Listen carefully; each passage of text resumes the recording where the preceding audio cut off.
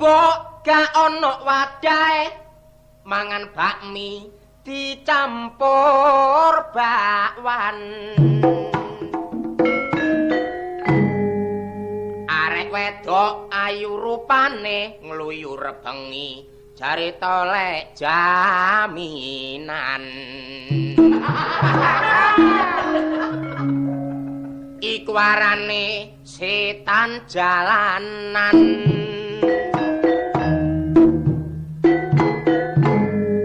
Tuku wareng wadahe ember ana prawan meteng iku prawan blater.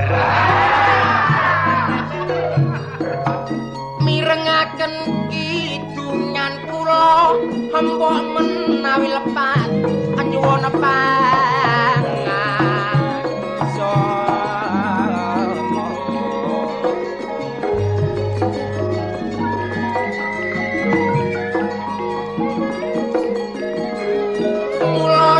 gampang dipecah belah munggah sing seneng kaum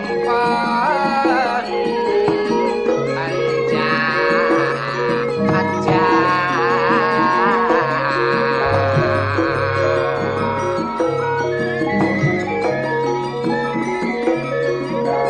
sapa sing salah mendang padha ngalah supaya persatuan kita ora gampang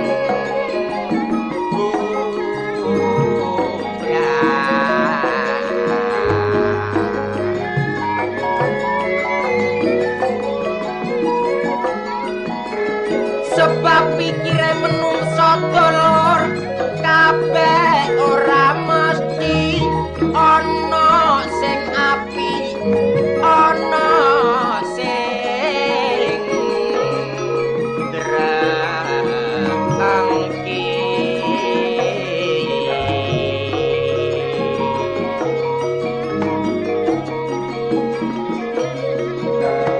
ketoke meneng kaya treng giling mati kaya iku ngono tak sing mbebah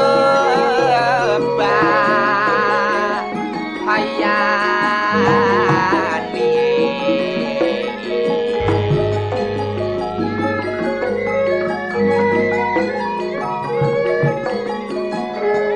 ngadu domba karo bangsane sebab iku wis dadi penggawe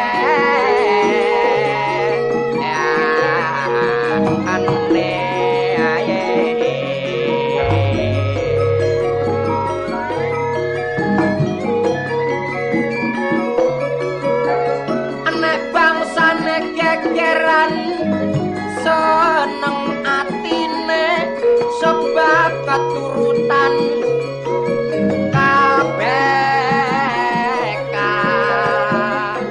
karepe aye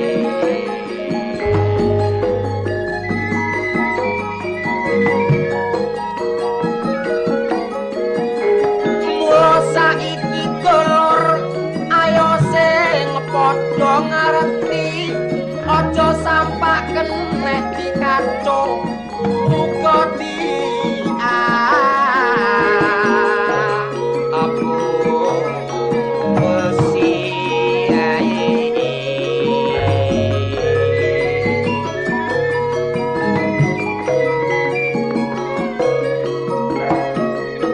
mula kabeh wae ayo padha nyawiji supaya gak gampang kenek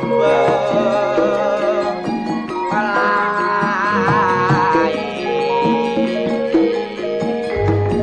iwak klothok kok keranjangan tuku sewek milya sing kuning Mesir arek wedok gak kate semayan bareng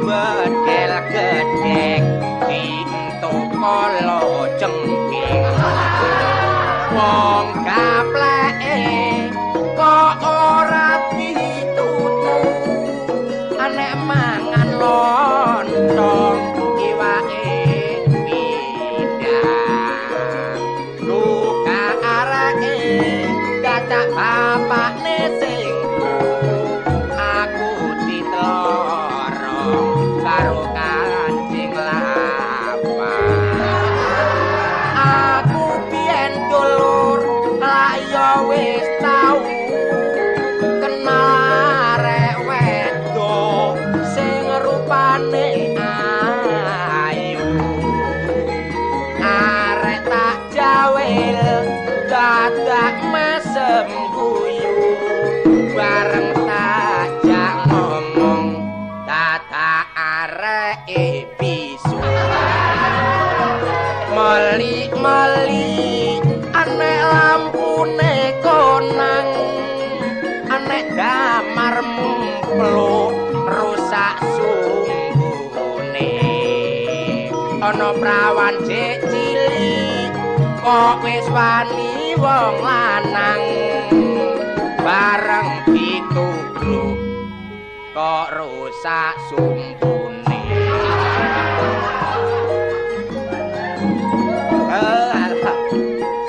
dasare kok dereng nyemprot enggak gandeng karo jaman saiki model arek lanang ambek arek wedok padha arek lanang nek arek wedok ya jare marem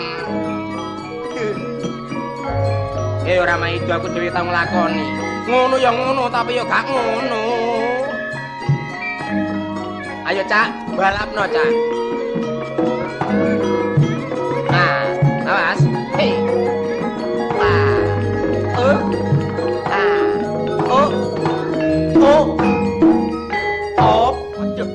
Aduh. Ayo balapan, balapan. Op. Ya, ayo.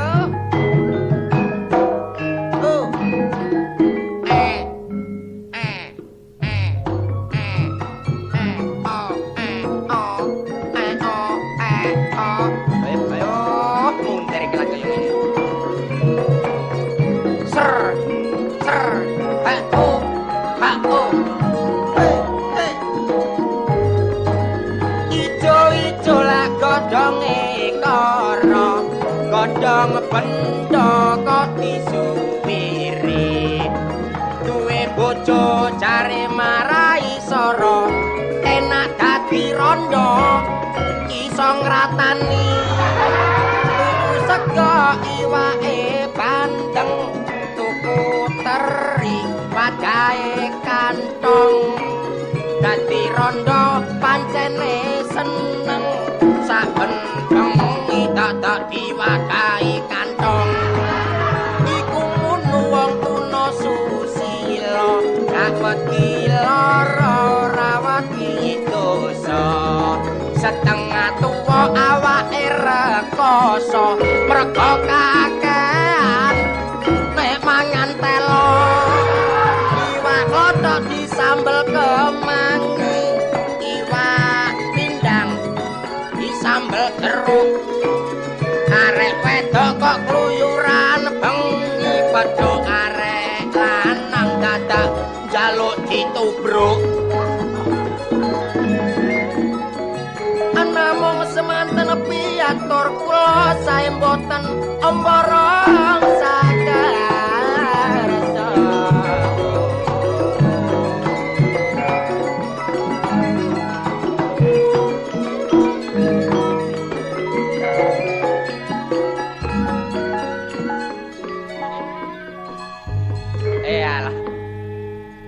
pancen kaya-kaya bingung rasane atiku.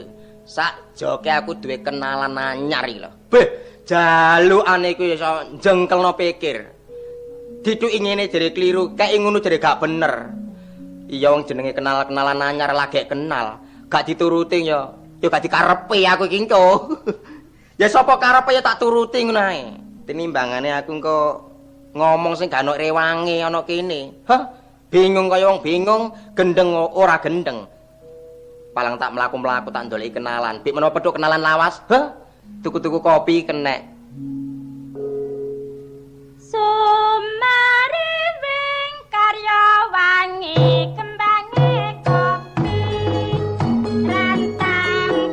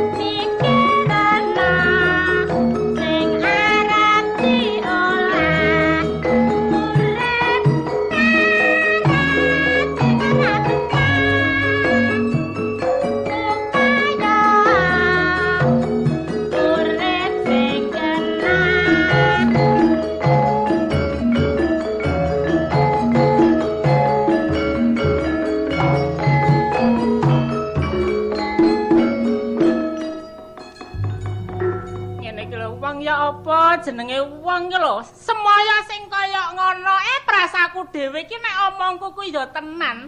Nek jane ngono kana mestine ya niteni, nek omong jam 10 ya jam 10, nek jam 11 ya jam 11. Tak loloni nang pasar esuk saiki ra temu. Ngene iki wis kate gawe jalaran apa piye karepe dhewe apa piye? Bu. Wah. Loh, Mas Rabi. Wone sampe. Sampe lo nyulayani janji sampean iku lho terus pisah. Ngomong ya ngomong. Tapi aja kok pluntiran kejegur wangan lho kon kok. Sampean ku encene aku nang pasar jane ya wisin nang abang. Jekok pringas-pringis lho kon iki aja pringas-pringis lho. Gak ngrasakno pikire wong. Lah apa sih noleki aku lah apa sih? Orane lah semaya sampean biyen jarene besok dina Selasa apa Rebo ngono terus sampean nang pasar sampean gak nek liwat tak. Aku bolak-balik nang warung ngombe wedang wong-wong prasaku kok seripit ngono. Aku gak selabi. Ya ora ono ngombe wedang sampe muni sulabi ku gak ono. Iya wong ngeling sampean. Lah apa sih kok ngono lah apa sih? Aku lisin jange kondo sampean. Aja isin-isin. Jane mung nggo pethuk denge sampean tak kon rono tak kon dandani bayang. Lho. Bayange ambyuk iko. Bayange sapa? Bayangku kok. Lah rusak iki nek apa? Rusak iku. Aja kakek-kakek sing kon ngomong lho. Ah ngene sih, Mas. Cak. Nek nyeluk sampean Mas ngono piye? Joko sekarat. Tambah mengkorok jithokku nek ngene iki. Ayo. Biasae. Mas. Lho ya. Mas. Kecemacemit lho. Biasae Dik ya Dik ngono lho. Aku Dek Jemuat. Lho kok jemuat iki apa? Jemuat. Iku aku lak ngipi sih. Rumah saku iku lho terus tong jam 1 iku lho. Iya. Aku ngipi ku perasaku. Karo sampean kok kaya ngono. Perasaku lho. Kaya ngono piye sih? Oh, perasaku piye ngono. Sampean kok Awakmu ngipi, ngipi. terus rumangsamu piye? Rumangsaku aku karo sampean ku lho. Terus Lah wong ngipi lho kok. Gak apa-apa ngomong ngipi persoalan apa? Petuk aku ngono ta? heeh, ayo petuk ngono sih. sampean. Terus aku melayu perasaku kate kok tutuk. Terus tiba iku lho, terus bayangku rusak. Ngipi petuk aku kate tak tutuk ngono ta? Heeh, aku melayu, Mas. Joko cemacemit. Kok mas-mas bareng ya. Sampean kondi sih? Aku teko omah kate nang pasar, ndudik 75 lho iki memen. Lah sampean kok 75 apa ra isin apa piye? Isin gak isin duwene iki arene. Lah sampean tak kon rono ra rono wis tak sediani dhuwit sampean yo gak rono. Duwe dhuwit agak? Ya duwe iki wong nang pasar gak ndek dhuwit. Endi karene isik ta? Karek 15 sih. 15 apa? 15.000. Oh, beta 15 repes. Ndi? Rene beneran? Nek Tak gene wuh iki ya? Ya iki wis sampean gawa aku tak ninggal 1.000. Wis iki sama tak ninggal 1.000. Ya kapan-kapan tak merono. Sampean rono tenan lho. Ya rong dino kas tak rono. Oh, suwi. Rong dino kok suwe lho. Lah prasaku sakmono iku ya wis sak wulan ngono lho. Gak gelem rong dino. Meneh tak rono. Heeh, sesuk sampean rono. Wis mulai. Nek sampean rono temenan ya tak tunggu ya. Ya, Aku boleh. tak mulai ya. Heeh. Mulai ya. Awas sulami ejaran. Aku mbek sauda iki wis kadung kebacut. Sembarangku ya teko ndek sauda aku iki. Masih duwe dhuwit, pakaian apik ya teko sauda. Lah gak tak turuti karepe ya apa? Aku eling ambek kenal aku. Aku nek ambek Suti aku lho. Kira-kira hubungan mbek Suti kira-kira wis ana setengah tahun. Suwe kira-kira sak minggu aku gak sambang rono. Lah kita tak sambangi merono, sepeda gak nggawa. Gelis endi ya iki? Liwat tembong ambek. Ah, timbangane liwat tembong kesuwen, tak ngebal gunung kene cek teko nggone omahe anu Suti.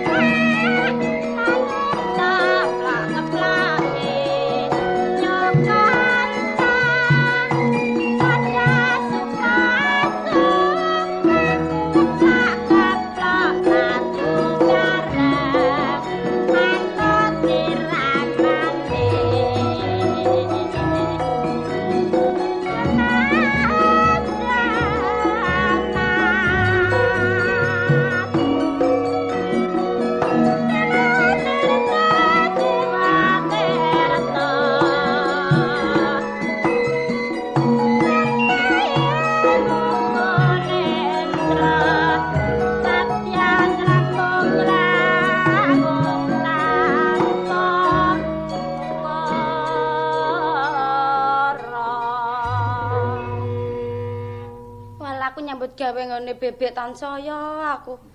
Sorone kaya ngene turu sak turu jam 4 wis digugah, dikongkon ngiseni jeding. Ini apa ya aku kira lumrah nyambut gawe ngiseni jeding wong aku ki wong wedok. Niki jare mbok aku iki nok kene iki cek supaya aku iki dadi wong pinter, cek dadi wong bodoh. Niki nang Pak sik uripno gak ngantek aku nyambut gawe sora sing kaya ngene iki. Bapakku ya ngono jek enom ya wis mati kok becik lelakonku aku. Sing tak pikir maneh Mas Sulabi iki ya gak ono ngirimi kabar, gak ono marani aku. Apa ya lali apa piye karo aku iki. Lho Mas. Sampeyan niku lho. Lah apa sih? Kok gak tahu sambang rene iku lho apa lali apa piye, Mas? Aja dikira menawa aku ki lali karo awakmu nunggak, Dik. Apa sebabnya aku nganti ora sambang nang omahmu rene, nang panggonamu? Mergo aku isih repot. Walah, Mas, aku ki mimin sampean niku lali karo aku mosok sampean iki lho, Mas. Tangan-tangan bendina sampe aku iki gak melok nang pasar karo bebek aku nang omahe. Wis 3 dina iki aku ngenteni sampean nang omah, Mas. Lah bebekmu nanti saiki? Nang pasar. Lho tibae lek gak ono wong ana omah. Gak omah. ono wong, paman yo nang pasar kok. Kon tok sing nang omah. Aku ijen nang omah. Beneran, wis beneran. Lah sampean iso ngomong beneran iku piye? Ya engko pokoke godhog-godhog wedang wong loro lak gak nek sing eruh ta ana kene. Iya Mas, sampe aku tak rewangi nang omah iku dene sampean ki sawaya-waya nang nggonku aku gak petruk ngono lho Mas. Engko gak petruk aku sampean lak nok kene sapa sing nemoni. Tambah gelo atiku nek ado-ado tak parani gak ono kon. Lah iya Mas. Kon ngomong ya ngomong sawangane kon mripatmu kok kaca-kaca diseneni bebekmu ta kon iki. Oh gak Mas, bebek gak tau nyengeni aku kok Mas. Delok entah rokmu murat marit kaya ngono iki lho. Walah Mas, ngene iki bot-bote aku kangen sampean sampe tak rewangi kaya ngene lho Mas. Kangen yo kangen tapi aja kok sumpek-sumpek rasane ngatimu. Nek kon iki sumpek mikir terus sampe aku lak gak karu-karuan kon. Walah Mas, jenenge wong cinta iku toko iki gak ana wong dodol lho Mas. Bener. Aku eling, Dik. Nalika aku ketemu karo awakmu sepisanan, aku tahu ngomong karo awakmu.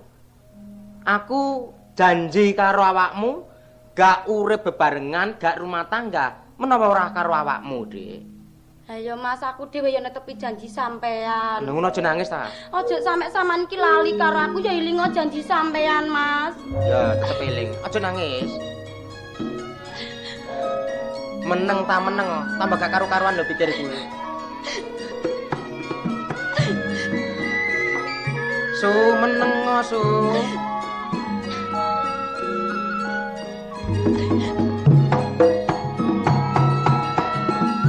Meneng deh, wes meneng. Yen kelingan mleng sliramu aduh.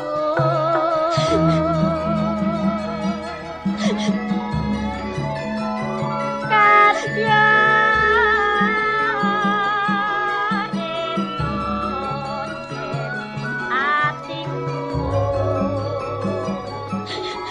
Meneng ta meneng kon iki.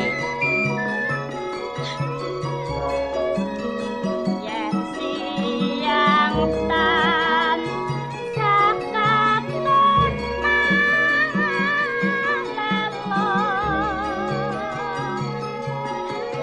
jauh datang bisa nendro.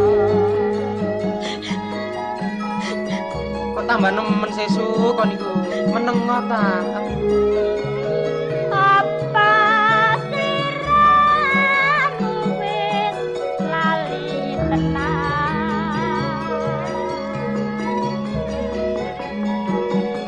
Jasa mana nate janji. Ya, Dik, aku tetep eling.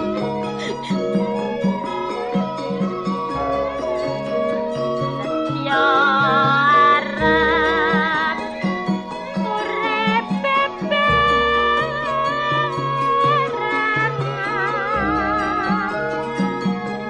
bunga susah dilakon. Pancen iku sing tak karepno, Dik. Kapan keturutan urip bebarengan ya, Dik? Ya. Tapi aja nangis ta. Nanging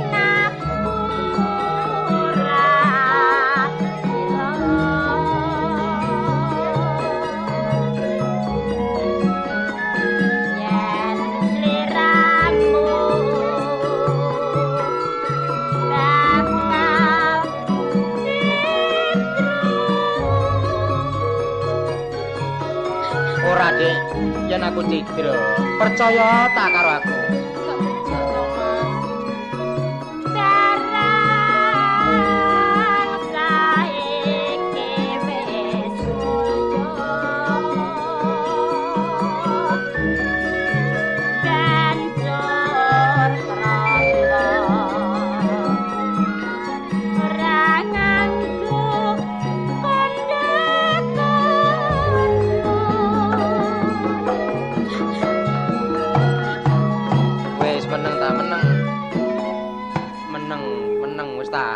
Meneng.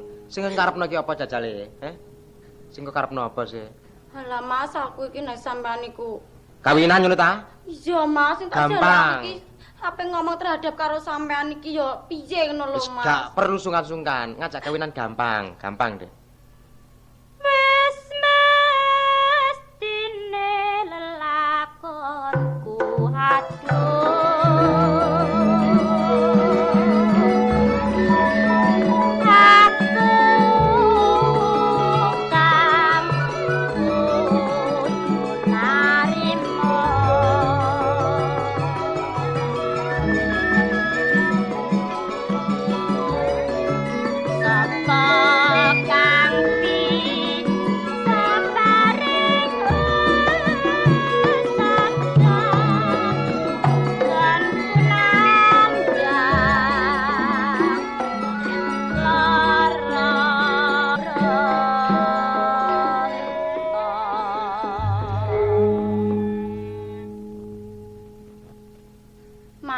Piye sing karepno piye sih? Sing kok karepno ki Sama apa? niki temen to Mas gak mbujuki karo aku to. Aku nek krungu suaramu sing kaya ngono ku meng, Dik. Lah mbok sampe mati tak belani, Dik, awakmu. Halah Mas nek sampean kaya ngono aku senajan ya ngono Mas. Ye. Padhe mantep karo sampean Mas, tapi yo nang cepet-cepet lho Mas. Perkara kawinan ta? Yo iya. Ya, nek kon njaluk kawin, saiki tak usaha ya, nduk omahe. Dungak-dungakno aku nang pokoke berhasil ya, Dik ya. Nak pan sampean ngono Mas, tak dongakno nang berhasil nang yuk kawinan temen lho Mas ya. Tak tinggal ya. Iya Mas.